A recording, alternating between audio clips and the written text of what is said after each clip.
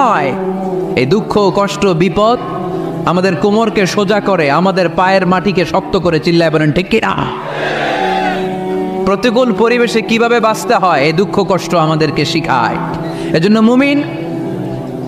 মুমিন বান্দার বৈশিষ্ট্য হচ্ছে দুঃখ কষ্ট বেদনা জ্বালা এগুলোতে সে আপসেট হয় না, সে হাল ছেড়ে দেয় না, সে ভরসা রাখে একজনের উপর। চিল্লায় বলতে হবে তিনি কে?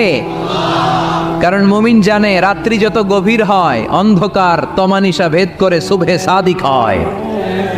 মুমিন জানে গর্ভবতী নারীর পেটের ব্যথা যেই দিন বাড়তে থাকে ওই দিনই নতুন মেহমান আগমনের সময় ঘনাতে থাকে। মুমিন জানে তার জীবনে দুঃখ কষ্ট বিপদ যত বাড়তে থাকে সুখের দিন কাছে আসতে থাকে। এজন্য মুমিনের হারাবার কিছু নেই। ইন্না মাআল উসরি ইউসরা, ইন্না মাআল উসরি ইউসরা। নবী হে, কষ্টের পরেই আছে আনন্দ, দুঃখের